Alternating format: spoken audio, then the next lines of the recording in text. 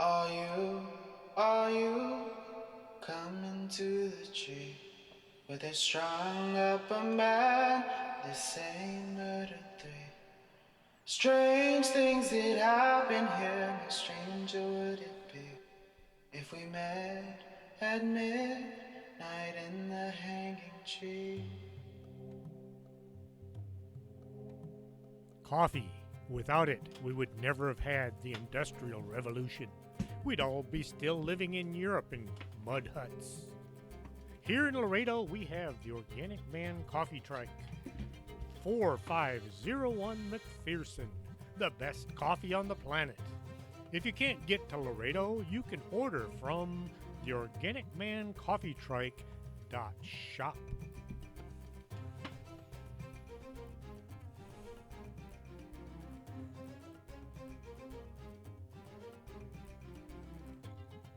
Welcome to Storytime with Chris James. And once again, I will try to pick up right where I left off.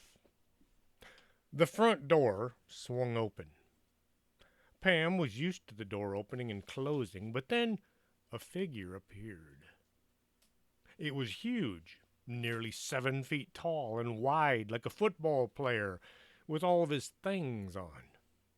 Pam felt an urge to run, as she was about to make a sprint for the kitchen door when the figure spoke. "You ordered the pizza?" As the figure moved in through the opening, Pam saw it was mostly clothing. The guy was wearing a winter parka over short pants and tennies. "It's a bit chilly out there." He flipped the hood back to reveal dark skin and coarse black hair sticking out in all directions. It was the same pizza guy from the other night. Pam was relieved she wasn't about to be killed by a Sasquatch or something. "How much do I owe?" $15.25. You ordered a large Supreme with extra cheese."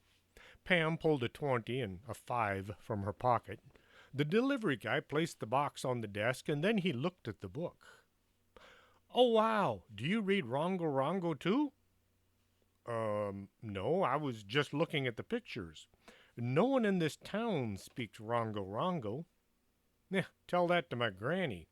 He flipped a few pages. "Man, this is kind of depressing." "Your grandmother speaks Rongo Rongo?" "Yep, she grew up in Rapa Nui.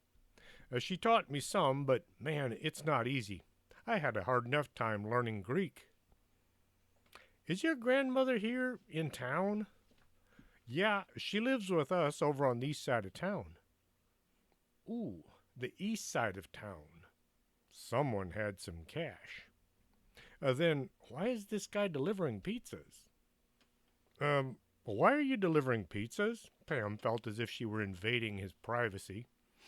"Oh man, it's my folks. They got involved in something called financial peace or something like that." "Financial peace? You mean that Dave thing?" Pam was surprised again. "My folks got into that last year. It's why I'm working here." The thought of her parents made her uneasy. They were stuck in the middle of town with no way out but her. She felt as if they were doomed.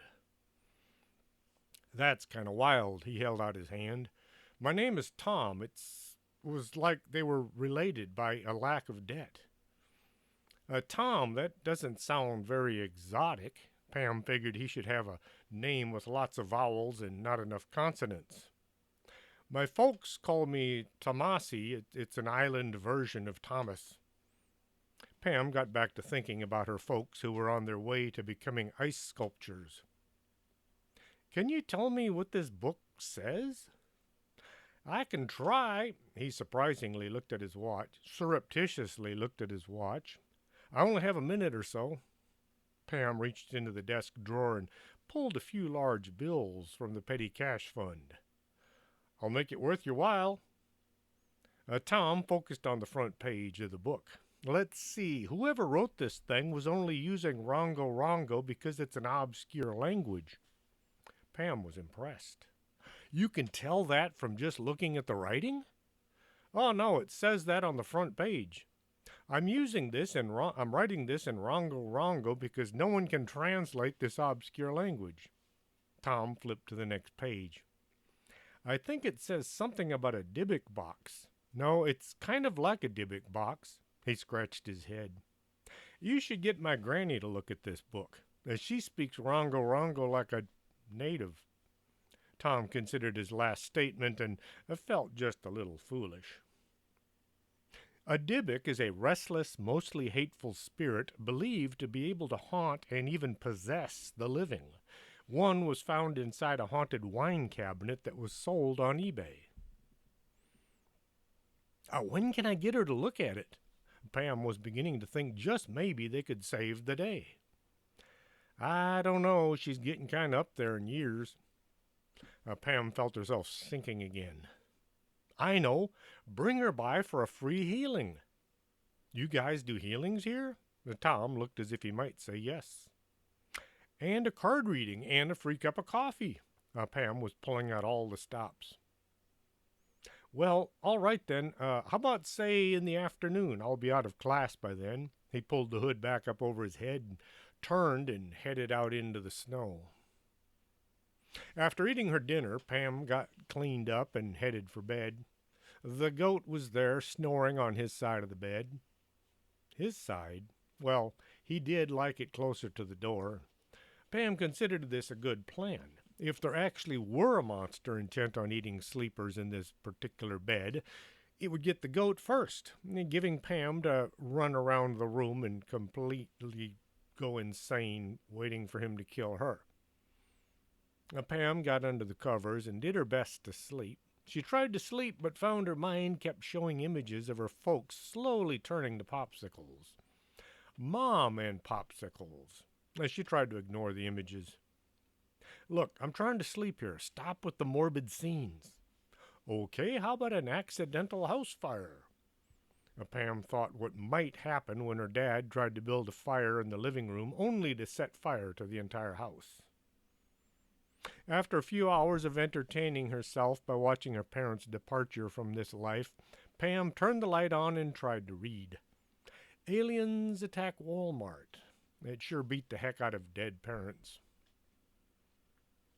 Chapter 12. The Plot Sickens.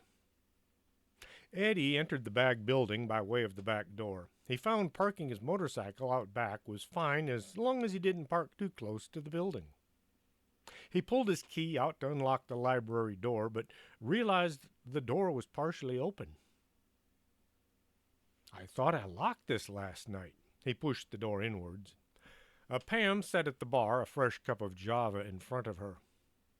How long you been up? He asked, getting a cup for himself. All night. Kept thinking about my folks. Pam's eyes were as red as the stop sign. Eddie took a drink and made a face. You need to learn how to relax and learn how to make a good cup of coffee. He poured the nasty stuff down the drain and started on making a fresh pot. Life is too short to drink bad coffee. Pam filled Eddie in on Tom and his grandmother. Pam wandered out to reception to see about something to distract her from worrying about her folks. Susie was already at her desk. Morning. I came in early to get started on the paychecks. Susie looked as if she'd drank 20 cups of espresso already. She had an abacus set up next to the notebook with everyone's hours listed. Pam thought about it a second, but it's only Wednesday. The checks aren't due till Friday. She had spent many a long day trying to get the numbers to make sense. By getting everything done early, it gives me time to focus on less pressing things. Susie didn't stop filling out papers and fiddling with the abacus as she talked to Pam. She was even filling out the pay records, so at the end of the year they wouldn't have to make up their tax records again. Pam took her cell phone and walked out the front door, and she crossed the other side of the street to an old burned-out mansion that used to be there but was destroyed while her grandfather had been battling a demon many years ago. The cold wind was worse than yesterday. Pam looked up at the sky and thought it looked like snow even this far from Central Neighborhood. Her neighborhood. Dialing her mother's cell phone, Pam waited for an answer. We're sorry, the number you have dialed is unavailable at this time. Please try back later. Pam tried a few more times, just in case the problem had corrected itself. Her mother was not available. Not to leave anyone out, Pam tried her dad's number as well, and then in desperation she called the landline. It rang a few times, and then she heard her dad's voice. "Hello, what's up?" He sounded tired. "Dad, is everything all right? I tried calling your cell phone, but I couldn't get through."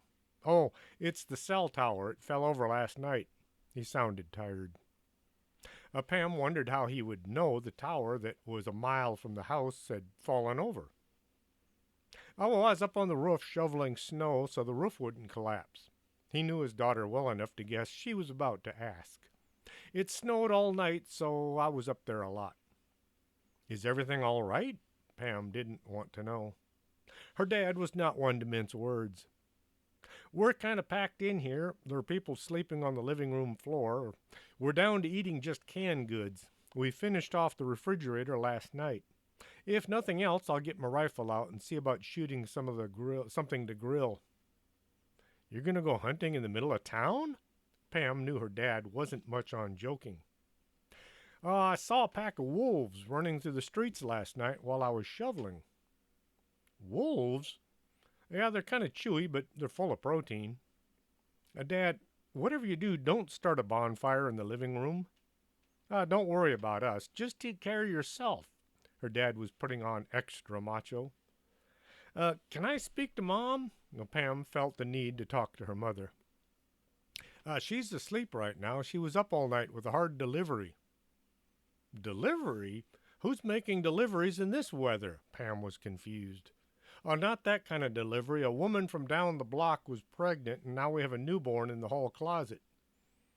Pam said all the things you want to say to the family you're afraid you might never see again.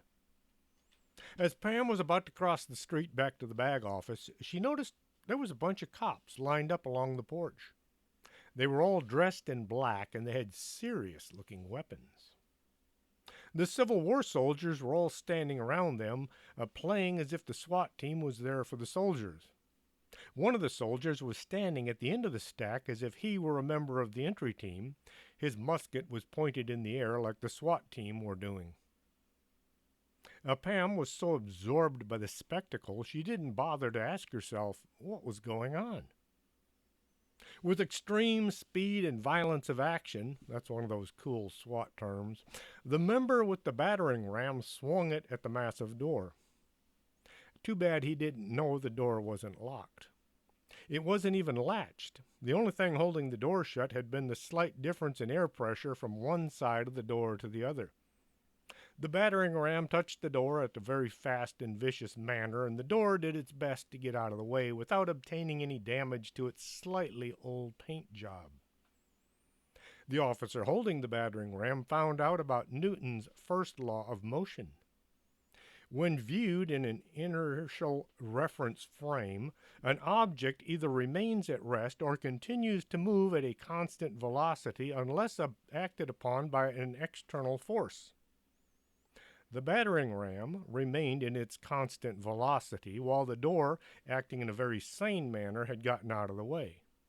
This led to this same officer becoming way too familiar with Newton's third law.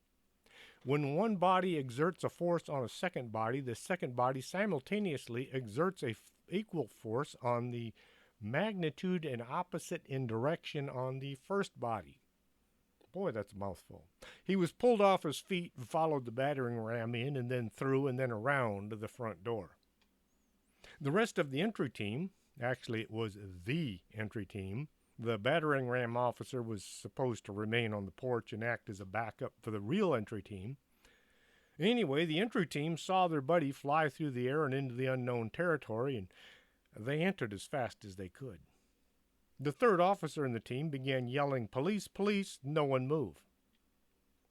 Pam stood on the far side of the street and watched in amazement as the SWAT team literally vanished in the wink of an eye. She was not known for her bravery or her rapid logical decision-making, but she was known for doing unsafe, insane things at the exact wrong moment. She ran across the street and tried to enter the office. A female officer caught Pam as she went by, and Pam soon found herself face down in the parking lot. Something cold and hard was holding her wrists. Sorry, I got carried away. Pam made a good decision to remain on the ground. From her new position closer to the door, Pam could hear, if not see, what was going on. Hands in the air, don't move. Then there was some scuffling sound coming from the office. Stop resisting. Pam knew from her short but interesting time with the Bogus Anomalous group this was not a good thing to hear. She rolled to one side so she could see what was happening to her job. The sound of things being tipped over, very heavy things, and the sound of things breaking, very expensive things, came from the open door. Several men could be heard struggling with some unstoppable fiend. And then it got quiet. The kind of quiet just before things go to pieces in a big, bad hurry. Pam was afraid to watch. She closed one eye, but then her curiosity got the better of her, and so she opened to just one eye, so anything bad would either enter her brain at half speed or not at all. The two officers appeared in the open door. Each was holding what looked like a leg. Then the body of the teen woman could be seen struggling just beyond their mighty visages. Two more officers appeared in the doorway, holding a set of arms. The SWAT team was dragging Bonnie Fulbright, a.k.a. Susie Quirts, a.k.a. Mrs. Hatchet, a.k.a. Dorothy, the only self-proclaimed sane person in the body, out to a waiting squad car. The wires from 3 tasers were hanging from Bonnie's body. Bonnie wasn't too interested in going along quietly. She absolutely refused to remain silent as well. I'll kill you, you creeps. Turn me loose and I'll beat you till your grandmother hurts. She used a few words that Pam had been told to never use. It took 6 officers to get Bonnie into the squad car. Bonnie was holding one officer around the neck, using her legs to throttle him. She also had a mouthful of someone's uniform. One officer had his taser out ready to adjust Bonnie's attitude, as if the last 3 had only tweaked it just a bit. Pam didn't want to see her best employee get hurt. She yelled, Dorothy, can you hear me? I need to talk to you. See, I told you she was crazy. Dorothy became totally calm. The officer with the legs around the neck problem was relieved to be able to breathe again. Pam worked her legs up under her body while thinking about Hilda always having to get up from the ground. Dorothy, did Susie finish the payroll? Oh yes, the checks are all in their mail drawers. Dorothy calmly stepped into the back of the squad car as if nothing particularly out of the sort were going on. The officers that had been trying to assist her in entering the vehicle without losing too many parts of their uniform all stopped in their efforts, unsure of what had just happened. Pam wanted to help without going to jail herself. Is there anyone I should call, like her mother? No, we're all here. Just hang on to her check. She should be back in a year or two. And with that, the door was slammed and the squad car hauling Susie, Bonnie, Miss Hatchet, and Dorothy drove away. The lady cop got the handcuffs off Pam's wrists. I didn't want to have to shoot you, so I dropped you to the ground instead. I didn't want you to shoot me either. Pam was glad to not be sitting in the back of a squad car on her way to downtown. Can I ask what she did to earn so much attention? She called City Hall and said she was going to kill the dog catcher. The dog catcher just happens to be the mayor's cousin. Tell Mr. Armstrong he owes me one. And with that, the Bogus Anomalous Group's office became devoid of police officers. As the last car drove away, Pam noticed a couple of Civil War soldiers sitting on the roof, using the light bar as a handle. Pam stuck her head in through the front door. It looked as if a tornado had touched down in the reception office. The desk was upside down. The office chair was through the bathroom door. Not through it like the door was open first, through it as in stuck partway through the wood. Books and papers were everywhere. The bag gang got things back to where they mostly belonged as soon as she set the office chair back behind the now righted desk. Prince Wapo came strolling over, plopped down on the seat, and went to sleep. Looking at the status board, nearly half the staff were still out. Must be the weather. Pam hoped to find a solution to this bizarreness when Tom's grandmother comes by this afternoon. Things can't get any. She clamped both hands over her mouth.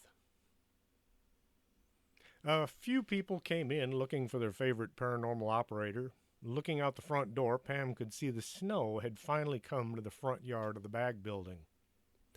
I wonder if the mayor still says people have to be crazy to say it's snowing. Oh, he's no longer in town.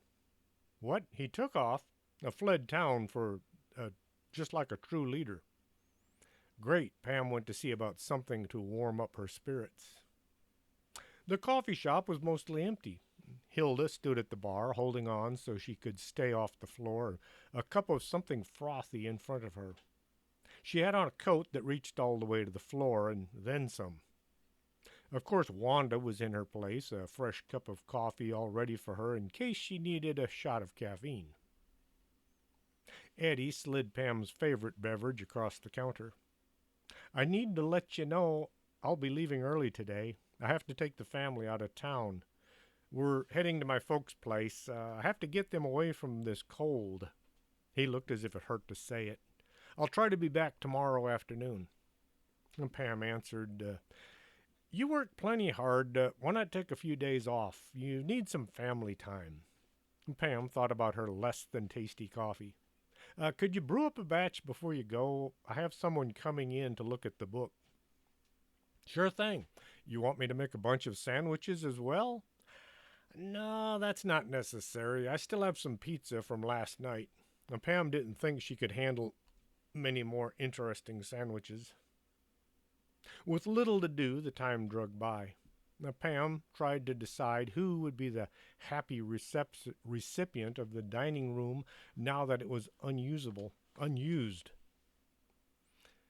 Susie had not only removed the hundreds of boxes filled with papers, she had managed to clean the room as well.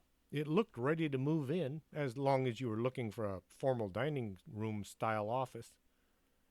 The furniture was all left over from a time when dinner was served in China by people dressed in uniforms that showed how much money the diners were willing to spend on people that served food to them. The chairs were all carved wood. There were 10 of them. The table was covered with lace tablecloth that had been white about 75 years ago. On the sideboard sat a collection of glass thingies that rich people used to make less rich people feel less rich. Pam was about to pull one of the chairs out and sit so she could think harder on the subject at hand when the ringing phone called for her attention. Hello, thanks for calling the bag company. How can we help you? Pam felt less perky than a campfire after being smothered with water. This is Mr. Mahoogie. What are you doing about the weather? He sounded upset about something. Mr. Mahoogie, we're working as hard as we can on the problem. It's not as if we're needing a ghost removal from your cellar. The weather's a bit farther along the labor chart. Pam checked her watch for the umpteenth time. It was exactly 5 minutes from the last time she'd checked. We have lots of leads to examine, but it takes time to run through all the possibilities. I'm paying you for results. My business is at stake here. He had best hurry if you want to see any money. Click. Pam was about to let rip with a really good comeback when the front door swung open. Tom came in, along with a woman dressed in traditional Rapa Nui dress. Traditional Rapa Nui dress is very similar to traditional Tahitian dress. Traditional Tahitian dress looks a lot like traditional Hawaiian dress. The outfit might have looked much better on a woman a quarter her age. Miss Bogus, this is my granny, Casanita. He was practically dragging the old lady through the door. Tell her what Casanita means. Go on, tell her. The old lady sounded as if she'd smoked a few thousand cigarettes in her long lifetime. Tom looked as if this was a common thing between him and his grandmother. Casanita means rub two sticks together to make fire. It means I'm hot. She winked at Pam. Okay, Pam hoped this lady was a lot sharper than she appeared. Does your grandmother always dress like this? I'm right here in front of you, sweetie. You can direct all your questions at me. The old lady plopped down in the visitor's chair, pulled her halter top back up, and crossed her arms. Good Lord, it's cold in here. Tom looked as if he put up with this all the time. Granny, I told you it was cold out. Tom had on his winter parka along with some short pants. A different color, same style as last time. Don't give me that. It's mid-July. It should be 90 degrees out. Pam wanted to get this cantankerous old lady finished and back to her grass hut. Your grandson told me you could translate a book written in Rongo Rongo. Could you do that for us? He told me something about a free card reading, a healing, and a cup of coffee. She turned her head away as if to show how upset she was and not getting the goodies yet. If you could get started on the book, I'll see about your coffee. Pam slid the book over to Casanita so she could see it. Pam poured 3 cups of coffee and piled the creamer and sugar onto a tray and lugged the whole mess out to Susie's desk. Have to stop calling it Susie's desk now that she's in custody. And Casanita was flipping through the pages, hardly looking at them. Just a quick glance and then on to the next one. So, can you tell us what it says? Pam hoped her translation ability was as good as Tom seemed to think it was.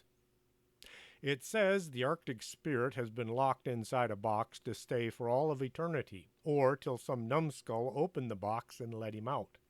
The box was carved by a great shaman who took 27 years to design and make it. He then tricked the spirit to enter the box. Does it say how we can trick the spirit back into the box? You better give me something to write with. The details are kind of involved. Casanita got busy with a pencil and a notebook. Tom was busy trying to examine the molding around the door. Okay, that should do the trick, if you're lucky, and the spirit hasn't grown too powerful, and everything works out. Casanita downed her espresso in one gulp. Whoever wrote this book wasn't from Rapa Nui. He only used the language to confuse people. Probably some European lunk. I think it's that guy in Austria, to tell the truth. She eyed Pam. Now, about that card reading.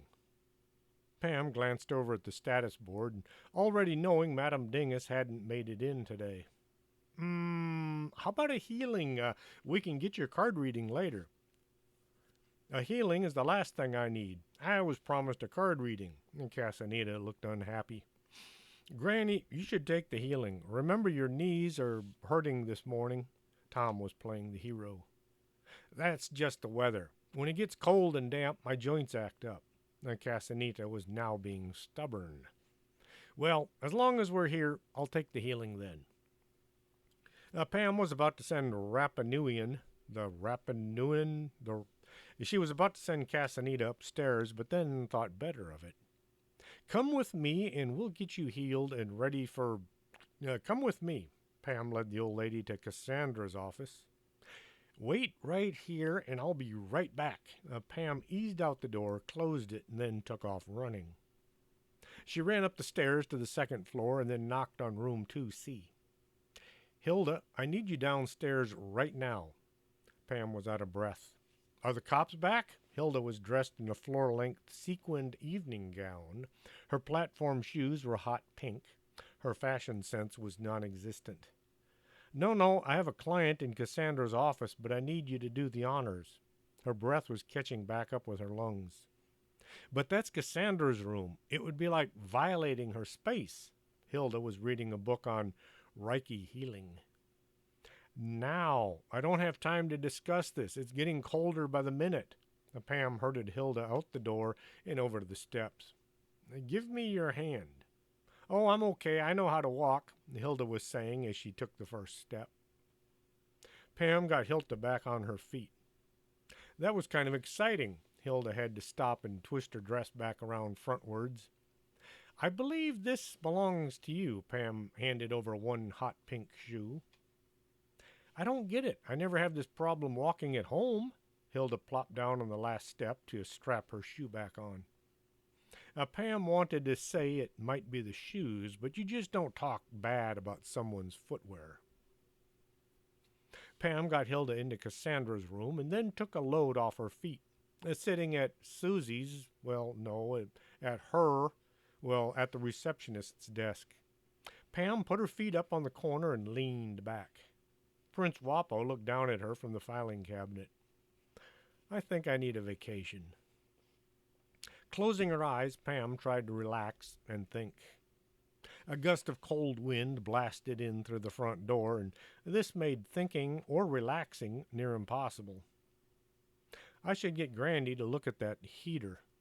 Maybe it just needs a pilot light lit. Pam didn't even know if the big old mansion had a heater. Grandy hadn't come in this morning since none of the staff that usually gave him a lift had come in.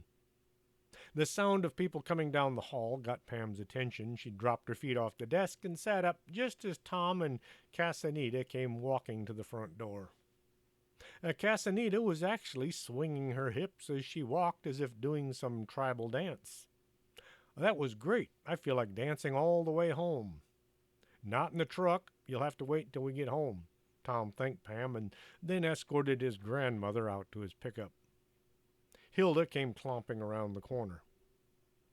Is your sister still available for work? Pam dreaded the thought of two Hildas running around falling all over everything, and still somebody was needed to answer the phone.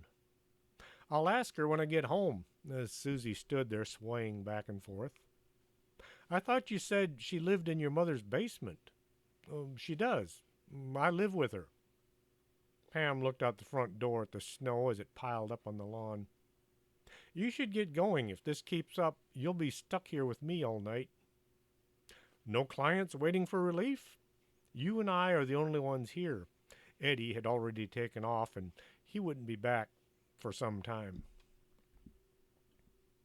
Hilda pulled the long coat from the closet and got busy pulling it on and buttoning it up. She clomped out the door and fought the wind over at her car. It was more like she used the wind. A strong gust came up and blew her along the sidewalk, stopping as she slammed into the driver's door. I'm good. I'm not ready to deal with two of them. Pam closed the door and wedged a chair up under the knob. Putting the notebook over to see what all would be involved in tracking the Arctic Spirit back into its prison, Pam became aware of a small detail that she had overlooked. How am I supposed to find the box? The card had said it was impossible to get to. The sound of creaking filled the air. The wind was really pounding outside. Pam felt completely lost as to what to do next. She sat there flipping through the pages as if by some miracle she'd find the answer in the book. Maybe there's a map showing the location of this mystery case. She kept going in hopes of being correct. When she finally arrived at the last page, which showed a city completely engulfed in ice and snow, the scene made Pam shudder, that and the wind blowing in through all the cracks in the building. Turning the page so the picture of death and destruction would disappear from her vision, if not her mind, Pam saw a receipt stuck to the inside of the back cover. The receipt was from Sam Antique Store in Austin. It had a bunch of numbers written all over it. Then it said, 1 book of disaster scenes, 1 cursed box, paid in full to Mrs. Hatchett. Charges, $125. Mrs. Hatchett bought the book and the cursed box in Austin? That would mean she knew where to find the box the Arctic Spirit came from. Pam hoped she had come to a logical conclusion. A past experience had proven her wrong on more than one occasion. She grabbed the phone, calling the local police station. She was told, to speak to someone in English, press 1 now. Then, if you're calling on a rotary phone, please hang up and try back when you've come to grips with modern technology. Pam slammed the handset down. This just isn't right. Don't they know I'm trying to save the city, if not the world? Pam pulled on her coat, hat, gloves, and then she unwedged the chair holding the front door shut and the cold mostly out. Stepping out onto the front porch, she saw the Civil War ghosts had started a ghost fire and were standing around trying to stay warm. Hey, you guys can go inside and get in out of the weather. As the last words were leaving her lips, the ghosts stampeded in the semi-warm building. Just don't wedge the front door shut. Pam kicked snow out of her way as she stomped down the sidewalk and across the street. She clomb up onto the porch of the burned-out building to get something between her and the worst of the wind. Pulling her cell phone out, she tried the police station once more. To speak to someone in English, press 1 now. Pam pressed 1. To speak to somebody about a ticket, press 1 now. How about speaking to a human? Pam yelled into the cell phone. To speak to someone about the hiring process, press 7 now. To speak to someone about a robbery, press 8 now. Pam seethed. It did nothing to warm her. To speak to somebody about an arrest, press 9 now. Pam quickly pressed the 9 button. She heard it begin to ring at the other end. After 6 or 7 rings, a computer voice came on the line. All of our officers are assisting other calls. Please stay on the line and someone will be with you shortly. This was followed by 21st Century Schizoid Man playing in the background. It sounded as if it were being played by a string quartet. It sounded as bad as it could possibly get. After Pam's arm had gone to sleep and the cold had found its way into her clothing, the sound of ringing came on the line, followed by, "Good evening, thank you for calling. How might I assist you tonight?" He sounded just a whole lot bored. "Hello, this is Pam Bogus. I'm calling about an arrest y'all made earlier today." "Are you calling about that crazy woman we hauled out of your place this afternoon?" Now he sounded worried. "Yes, sir, I really need to speak to her." "You'll have to contact the sheriff's department. They handle all custodies once we bring them in. After we log them in, we take them to the county jail, and the sheriff runs that place." After a pause, he said, "Why do you want to talk to her? She's the craziest person I've ever seen, and I've been working here for 28 years. You know how the weather has gone weird around central part of town? She might know how to stop it." "That doesn't surprise me one bit. It would take somebody as crazy as her to know what's going on." Then he got back to what he was doing. "Hold on, I'll transfer you," followed by some beeping. "Thank you for calling the sheriff's department. To speak to somebody in English, press 1 now." Pam pressed the 1. When she was just about run out of numbers on her phone, a voice came on that actually sounded as if it had a pulse. "Good evening. How can I help you tonight?" Sir, I need to speak to either Mrs. Hatchett or Susie Quirts or Bonnie Fulbright or Dorothy. No last name given." "Oh, you want to talk to that crazy woman. She's no longer with us," the board deputy said. Pam felt a sense of hope followed by disaster. Did they already let her go, or had she tried something and they had blasted her to pieces? "You need to contact MHMR. You know their number?" "Is that the state nut house?" "You know it. Just call them. Good luck with that one." Click. Having worked at the bag for a month, Pam had found it advisable to have the MHMR number saved on her phone. With great dread, Pam dialed the number. "To speak to someone in English." Pam wanted to scream, but it was just too cold to even try. Once more, she was running out of numbers on the phone. She found a human voice speaking. "And what can we do for you tonight?" It sounded just a bit dreamy. Pam explained her predicament. "I'm sorry visiting hours are over. Perhaps you'd like to try back tomorrow." There might not be a tomorrow. Are you aware of this freakish weather? The central part of town is under 6 feet of snow, and my folks are stuck in our house. Pam was getting close to hysterics. Are you sure you need to speak with one of our patients? Maybe you'd like to speak with one of our staff. You sound just a bit disturbed. Pam was at the end of her rope. Why can't I just... There was a sound of an argument on the line. Then a different voice came on. Sorry about that. He usually stays away from the phone. How might I help you? I need to speak to either Mrs. Hatchett, Bonnie Fulbright, Susie Quartz, or Dorothy with no last name. Pam went through the entire speech again. It's past visiting hours, and then Pam thought she could hear the sound of mental gears crashing as they tried to form a thought. Does this have anything to do with my house being buried under 8 feet of snow? It has everything to do with it. Pam was about to freeze to death if she didn't get to the end of this call soon. I really shouldn't, but wait just a second. I'll see if she'll come to the phone. There was a click as the handset was set down on the counter.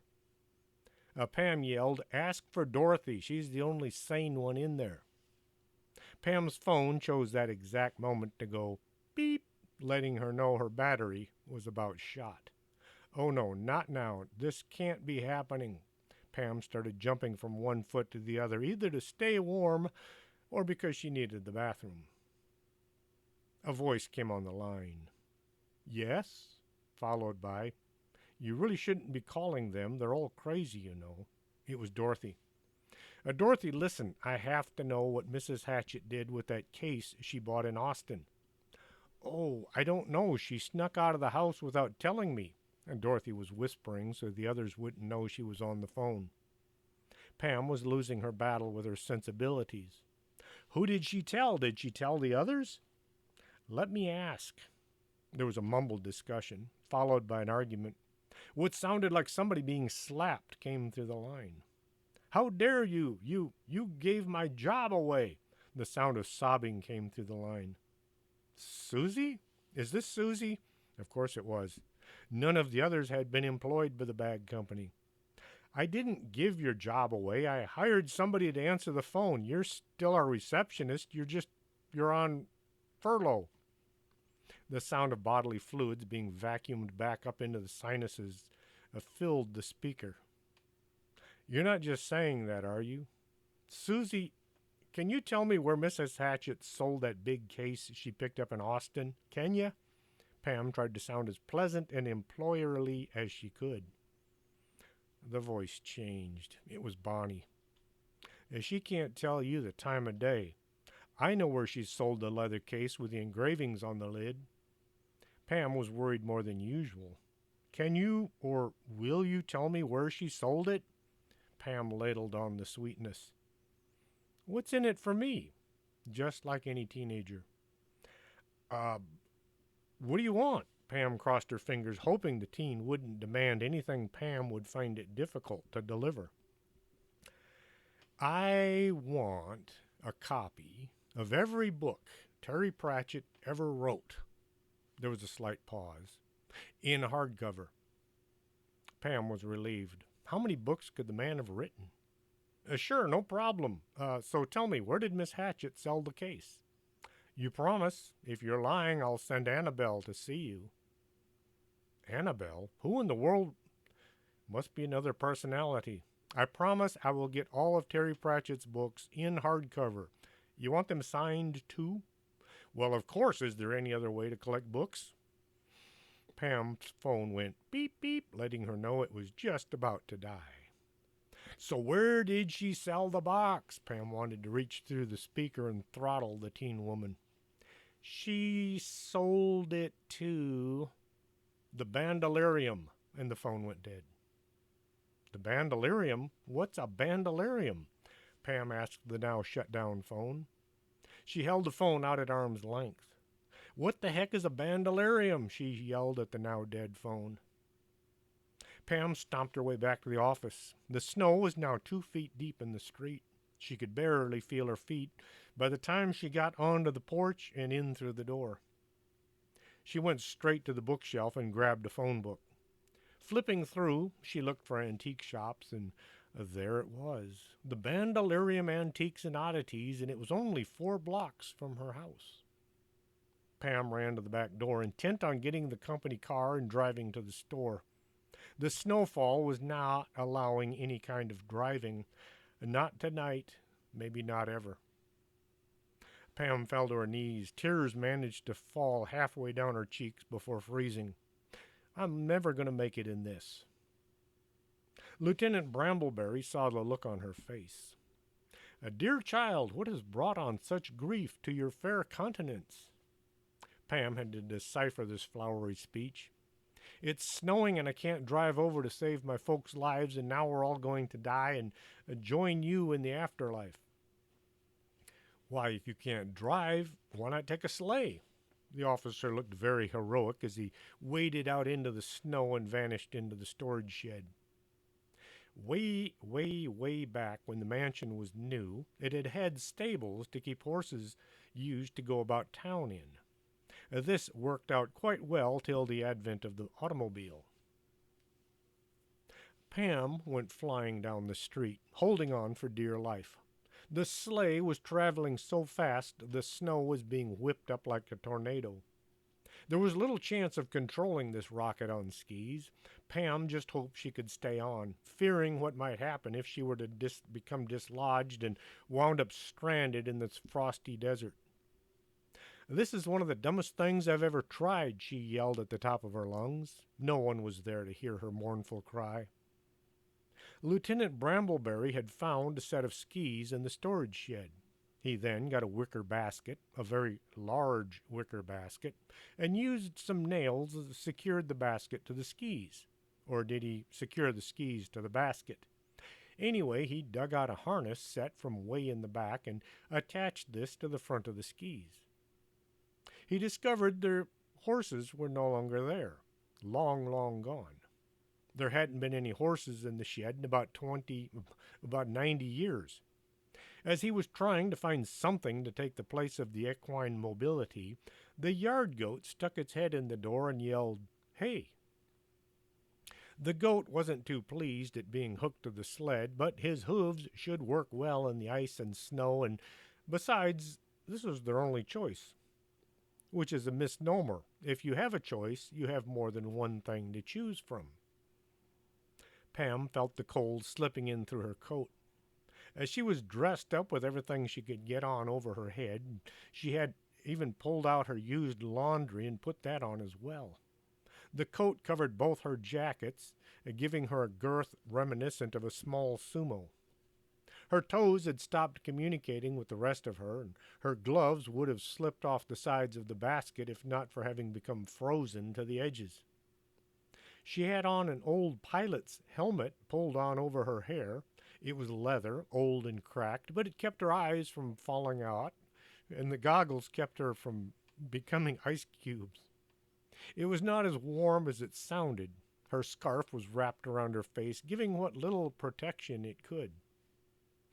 Pam had taken the precaution of showing a map to the goat just before they set out on this life or death, but mostly death adventure. The goat seemed to understand, and he had started out heading in roughly the right direction. Now Pam didn't have even the slightest inkling of their location.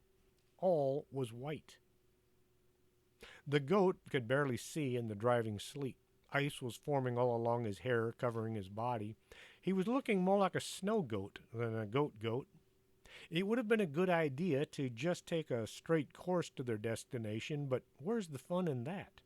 He would dash from one side of the lane to the next. With each turn, the sleigh would come up on one ski, and the goat was having as much fun as Pam wasn't. There was a faint glow ahead. It grew in size, but not intensity. Pam watched as it whisked by, giving zero illumination to their trek. Pam wished she had taken a different position in the basket. Snow was being flung up by the goat's hooves. It would fly back and hit the basket. Some would drop down inside and make her sitter-downer slowly turning to a frosty bottom. Ice built up on her goggles. Soon the view became psychedelic. Everything had a rainbow effect. Lights were coming in several colors, none of which were white. She felt as if she would be sick if not for having skipped breakfast and lunch and dinner. Hey, this is kind of fun. Speak for yourself. A sled of death is not fun. I have to go to the bathroom. Are we there yet? Pam was wondering where the voices had been. The sleigh seemed to be going at less than let's all die speed, and more of this isn't too bad speed. And Pam couldn't see anything beyond her outstretched arm, which she couldn't get loose from the basket. The ground, which is nothing but snow, was passing by slow enough that Pam could actually focus on things coming at her in the dark. There was a parked car, or a mound of snow in the shape of a car. Then a light pole, only visible as a dark shape with a light at the top.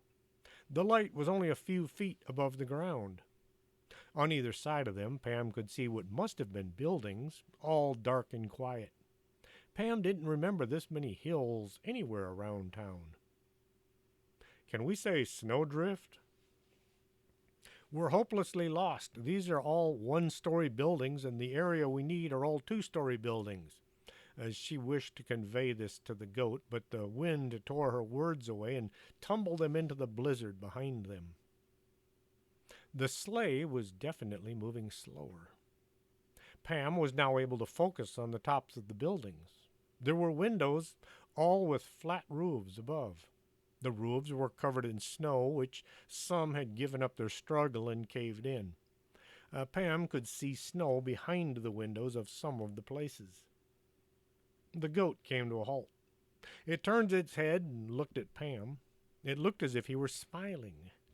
They had somehow left the raging wind behind. Thanks for not killing us. Pam tried to get up from the basket, and she partway froze to the sled. The wind had stopped blowing, and this was odd because it was howling like a banshee just a few blocks away. Here, all was surrounded by fog. It was thick haze that felt colder than the wind-driven flakes from before. The air burned Pam's lungs as she tried to breathe. Her nostrils had frozen shut, making it necessary to breathe through her mouth. This made her throat dry and itchy. There wasn't a sound entering her ears. Pam got her gloves unstuck from the basket, and then she tried to break free from her icy seat by pushing with her arms as she twisted back and forth. I hope I don't tear my pants doing this. She got her body up over the side of the basket, and then with a splintering sound she came loose and fell into the snow at her side. She reached back and tried to feel to be sure her pants had survived the escape, but her fingers were too cold to feel anything, and her backside was too cold to feel her fingers anything of importance. We need to get in out of this cold. She stated the obvious because she couldn't think of anything original to say. Grabbing the huge sack from the back of the sleigh, she looked for shelter among the desolation. The crunch of snow underfoot was a new sensation. Pam had been in snow before, but the snow was all of a few inches, and the cold had been somewhere around freezing, not below. She pulled herself along, trying to stay on top of the snow, but her feet would sink with each step. The goat dragged along behind her. It took everything Pam had to get as far as the windows of one of the buildings. She looked in through the windows, and there was furniture in some, others just snowy tombs. Pam saw what looked like the top of a sign at her feet. Kneeling down, she could just make out the tops of letters. A capital A was followed by an N and then a T. This is it. It's the antique shop. We're above the front door, Pam told the goat. The goat looked at her, and then it smiled again. He'd gotten them to their destination. How do we get inside? The snow must be 10 feet deep, and it's getting hard just a few feet down. Pam tried to dig using her hands, and it only took a few minutes to realize the futility of her efforts. The goat walked over to one of the broken windows and jumped over the sill, and then turned to Pam and said, "Hey." Pam looked at the goat, now on the inside of the building that she needed to be inside of. Show off. I would have thought of that eventually. Well, maybe not. Pam stepped over the sill and into the building. If anything, the air here was colder than the air outside. Her breath left a white cloud in front of her face. The scarf was a solid mass of crystals. The goat was making steamy clouds as well, but the cold wasn't hitting him as hard. He was covered from head to foot, well, head to tail, with ice, but it was working to keep the heat in as well as the cold out. Let's see if we can get downstairs. That's where the store should be. Pam led the goat over to the door. The door was locked, of course. Pam tried to turn the knob, but to no avail. She was about to try hitting the door with a table leg when she noticed the lock had a knob on this side of the door. Turning it with her feelingless fingers, she got the door open enough to slip through into the darkness on the other side. The building was making an ominous creaking sound, like what Pam imagined a wooden ship would sound like just before it was crushed by an iceberg. Feeling the wall, Pam headed for what she hoped was the stairs going down. The stair was there. She found it when her foot fell out from underneath her. She would have tumbled to the bottom if not for catching her sleeve on the handrail. Let's go see if the cursed container is here. If it wasn't, Pam did not have a plan B. Her boots made a clumping sound as she descended into the dark. I should have brought a flashlight, she thought about the time she was trapped in the old outhouse. The light hadn't really helped all that much. Once they got to the bottom, Pam had to feel along in the dark, trying to find the back door to the antique shop. There seemed to be a sliver of light coming through the bottom of a door. Could someone be here, waiting for rescue? Was Pam about to encounter someone trapped here by the ice? She got a hold of the doorknob and turned. As the door swung inwards, the light came streaming into her dazed eyeballs. After the darkness, this was almost a welcome change. The entire shop was lit by an eerie glow. Like nothing Pam had ever seen before, it was almost bright enough to read by. Pam walked into the shop looking for the source of this unnatural illumination. It was coming from a case set on the counter, pouring out from the leather case like molasses on a cold morning. It filled the air with cold inadequacy. The temperature had dropped even farther. The fog diffused the light, making everything look as if it were underwater. The light only caused the shadows to be much darker. Pam was about to slam the case shut, but then she remembered there was a spell or something she needed to do. I hope I brought those instructions. She tried to pull her gloved hand into her pocket. When this didn't work, she tried to pull the glove off, but her other hand refused to get in on her attempt at removing said glove. Pam brought the glove up to her mouth, intent on using her teeth to grasp the glove. The scarf was in the way. Well, some of the scarf was now in her mouth. Frustration led to her clomping down with her teeth and managing to get the glove held between her teeth and the scarf. She pulled her hand free. The glove stayed attached to the scarf, which was stuck to her face. Her hand shook as she rummaged in her pocket for the page she had ripped from the notebook. It came out, folded up into a small square. Drats, she fumbled with her frigid fingers, trying to unfold the uncooperative sheet. She tried blowing on her digits, but the scarf interfered with that prospect. I need a vacation, like yesterday. Pam fumbled around in the sack slung over one shoulder like Santa on a bad day trip. The sack wound up spilling its contents across the floor, but now they were accessible. Pam scooped up the candles and got out her lighter. Have you ever tried to fire up a lighter with a frozen finger? It wouldn't recommend it. It's hard to do. It would make your head hurt. Pam had to hold the lighter with one hand while trying to spin the tiny spark wheel with the other. After dropping the cursed thing several times, Pam managed to get the first candle lit. This gave her a source of heat, if a tiny little itty-bitty source of that. Enough to warm a mouse, maybe. or enough to warm a finger or two so you can use them to light a few more candles. The candles came in a variety of color. Instructions said light several candles, but it failed to say of which color.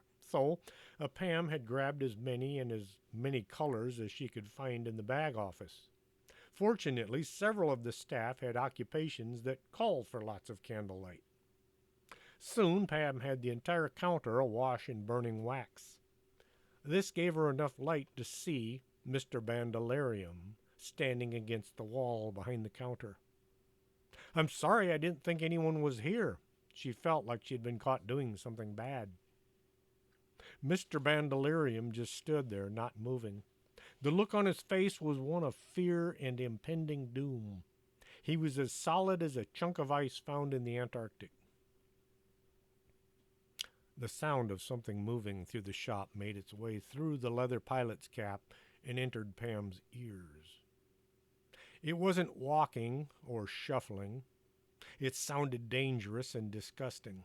Shelves chose to fall apart rather than allow the thing to touch them.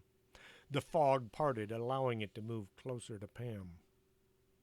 There it stood, the Arctic Spirit.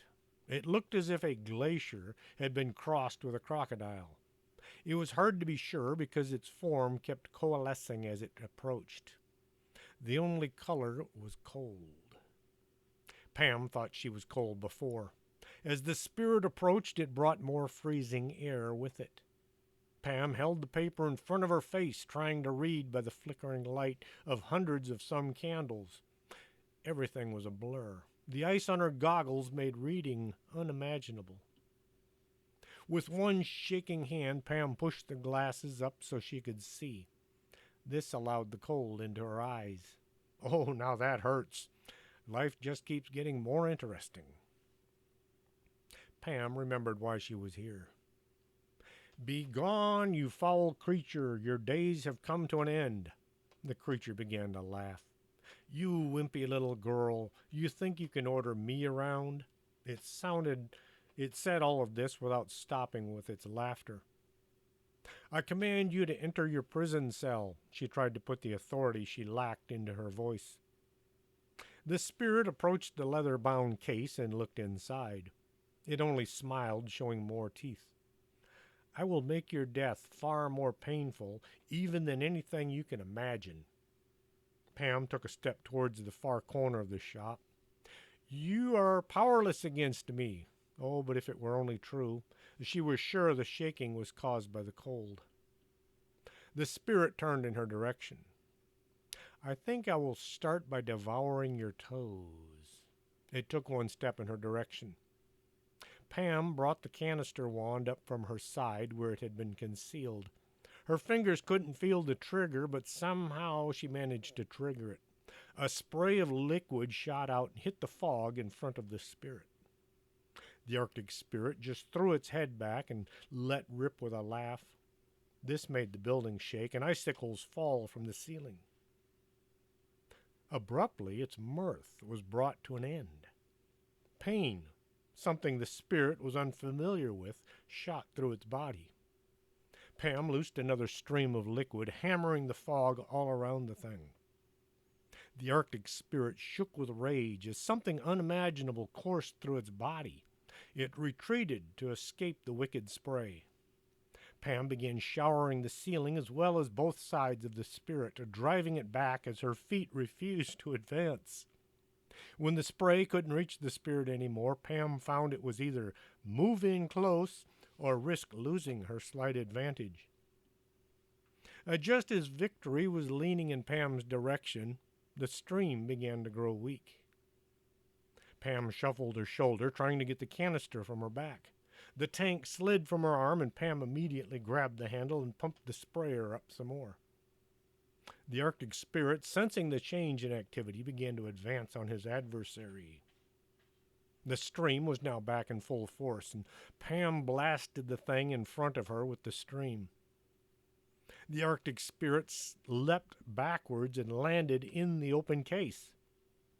Pam continued her assault with the liquid. As the Arctic Spirit began to lower itself into the case, it let out with a mournful voice. What? It whispered. What is in that thing? Pam slammed the lid on the case, and she then clomb up on top so the case was held shut by her not so substantial weight. Antifreeze, you nasty beast. What better to use against a freezing monster? The angry light was gone. Now only a few candles remained lit, the ones Pam hadn't blasted with the liquid. Pam surveyed the shop around her. Every surface was covered with shimmering ice. Tiny drops fell from the ceiling. The fog was more intense than before. The goat looked more wet than icy. Pam felt the snot icicle released from the end of her nose, and the air no longer froze her throat. To say it was warm was not true. It just was no longer below zero. Pam managed to get the leather strap back through the brass buckles and secured the case. This is going to someplace nobody can ever open it again. The goat smiled at this idea. Ice-cold water began to flow across the floor. Pam's moon boots were kind of waterproof, so she waded across the floor, managing to exit by the front door. The door swung inwards, giving way to a wall of partially melted snow. This is going to take a while. The goat said, "Hey." "Do you think my folks are okay?" Pam looked at the goat for answers. "Hey?" The goat looked back with those weird goat eyes. Then it shook water from his fur. Pam was treated to a freezing cold wet shower. "Let's go, I can't wait." Pam tried to climb the slippery incline just outside the door. The wet, icy surface gave nothing to grasp. Pam was reduced to splashing in the water with her gloves. Seeing her predicament, the goat launched himself up the ice wall, as if doing this sort of thing was normal. His pointy hooves gave him an advantage Pam could only admire. Once he was outside, the goat grabbed the harness he'd used to pull the sleigh and drug the whole contraption over to the shop. Dropping the harness, it fell down to Pam. Such a gentleman. Pam hauled herself up in the leather case to the top of the slope just outside of the shop. "I need to be over that way a few blocks." Pam hooked the goat back to the sleigh. "You don't have to kill us getting there, but the sooner the better." They pulled up out front her home. It looked as if the contractors would be quite happy to submit a bid on fixing what was left. There were no lights visible from any windows. Pam pulled her aching, weary, pain-racked body from the basket and stumbled to the front door. The feeling had returned to her toes. This did not help. Ouch, ouch, ouch. Pam had to grit her teeth and try not to yell. The goat was unhooking itself and followed. She got to the front door and pressed the doorbell. Well, it didn't make its usual ding-dong sound, so Pam tried hammering on the door. "Anybody home? Are you still alive? Am I an orphan now?" The door swung open, and there stood her dad, his pistol held at the side of his leg. He'd been expecting someone far worse. The homecoming was anything but dignified, and Pam didn't think she'd stop crying before sunup. Chapter 13, After All. Pam should have taken the next day off, but she felt weird sleeping on the floor in her kitchen. The goat didn't seem to mind as long as he had access to the garbage can. The Bellums had offered to relinquish her bedroom, but Pam insisted they stay until other arrangements could be made. Paula had done and said all the things mothers say and do when they think their youngest and oldest, as well as their only daughter, just might have been taken away by this mid-July snowstorm, only to find said daughter were still alive and standing in the doorway. Questions were asked and answers were given, some of which might have been just a bit glossed over, quite a lot. Pam didn't want her mother to worry unduly. What mother wanted to hear about her daughter being drugged through a frozen wasteland to have a close encounter with an Arctic spirit? Pam's car was still stuck in the partially thawed ice, so her father had done something he never ever would do for anyone. He had loaned Pam his truck. Somehow, he knew what his kid had done. The goat was mad at having to ride in the bed of the pickup, but her father insisted, even if the goat had saved the entire city. Pam sat at the coffee bar and had a long conversation with Wanda. It was a one-sided conversation. So, what do you think? Should I take a week off and spend it at home, or should I wait and take off later this month? Wanda sat there, her chin propped up on one hand, and the other was hovering near her cold, dusty cup of moldy coffee. It was time for a fresh cup. Cassandra said from the doorway, "You should take the next few weeks and go see something other than this place." She had overheard Pam's question. Most of the city had thawed out. Only the central part of town was still trying to get back to July weather. As the temperature had gone up, the snow had begun to melt, and there was fog shrouding most of the town. The business strip near her home was a total loss. Pam pulled the notebook page from her pocket, intent on saving it as a souvenir of the Arctic Spirit case. She gently spread the sheet out on the counter. Looking at the smudged and wrinkled page, her eyes settled on one word: Autofrish. Autofrish? What the heck is Autofrish? Pam racked her brain. It says use Autofrish to bleed off the spirit's energy. She had misread the instructions. Cassandra looked at Pam's expression. You look as if you've seen Mr. Armstrong in a Speedo. That's saying you look as if you've seen a ghost was just no longer done. Pam thought about it. It looks as if I got lucky last night. Autofrish, antifreeze, who knew? Do you know where I can get a few books by Terry Pratchett? Which ones do you need? He wrote 71 books. Uh-oh. Pam was glad she had a healthy bank account for once in her life. The staff came trickling in. They had put extra effort to get in since this was Friday, and they wanted to pick up their paychecks. Barbara was looking in her coffee cup as if to say, "This stuff is crap," when Eddie came back to work. Oh, when is Eddie coming back to work? But she didn't. When will Eddie be back? I was going to cash my check. She looked at the cup of less than gifted brew. Pam thought she might be able to handle things till Eddie got back. I'll get it for you. She looked at the back side of the coffee bar. Anyone know which one of these drawers holds the cash? The back of the bar had what looked to be about 100 drawers, all the same size and shape, and all of them unlabeled. The bar was left over from a time when anything and everything was made by hand with skill and care. Whoever cared enough to craft this monster fixture didn't care enough to insert label holders.